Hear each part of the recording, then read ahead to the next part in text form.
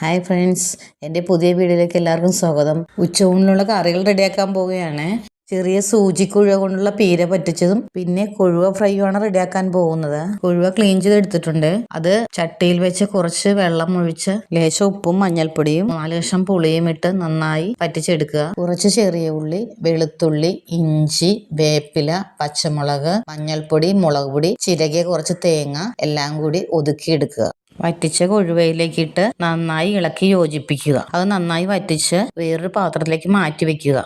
ഒരു പാൻ അടുപ്പിൽ വെച്ച് എണ്ണ ഒഴിച്ച് ചൂടാകുമ്പോൾ കടുകിട്ട് പൊട്ടിക്കുക. അതിലേക്ക് മാറ്റിവെച്ച കൊഴുവ ഇട്ട് നന്നായി ഇളക്കി യോജിപ്പിക്കുക. അപ്പോൾ നമ്മുടെ കൊഴുവ പീര പൊരിച്ചത് റെഡി ആയിട്ടുണ്ട്. അടുത്തതായി നമുക്ക് കൊഴുവ ഫ്രൈ റെഡിയാക്കാം. മാറ്റി വെച്ചിരിക്കുന്ന കൊഴുവയിലേക്ക് 1/4 ടീസ്പൂൺ ഉപ്പ്, 1/4 ടീസ്പൂൺ മഞ്ഞൾപ്പൊടി, 1 ടീസ്പൂൺ മുളക് പൊടി എന്നിവ ചേർത്ത് നന്നായി യോജിപ്പിക്കുക. പാൻ അടുപ്പിൽ വെച്ച് എണ്ണ ഒഴിക്കുക. എണ്ണ ചൂടാകുമ്പോൾ കുറച്ച് വേപ്പില ഇടുക. അതിലേക്ക് കൊഴുവ ഇടുക. കൊഴുവ തിരിച്ചും മറിച്ചും ഇട്ട് നന്നായി ഫ്രൈ ചെയ്ത് കോരി മാറ്റുക. അപ്പോൾ കൊഴുവ പീര പറ്റിച്ചതും കൊഴുവ ഫ്രൈയും റെഡി ആയിട്ടുണ്ട്. അപ്പോൾ നമുക്ക് ഇന്ന് ഊണിന് നെല്ലിക്ക അച്ചാറും ചെമ്മീൻ റോസ്റ്റും കൂടി ഉണ്ട്. അപ്പോൾ ഞാൻ ഊണ് കഴിക്കട്ടെ. അപ്പോൾ എൻ്റെ വീഡിയോ ഇഷ്ടമായി ലൈക്ക് ചെയ്യാനും സബ്സ്ക്രൈബ് ചെയ്യാനും മറക്കല്ലേ.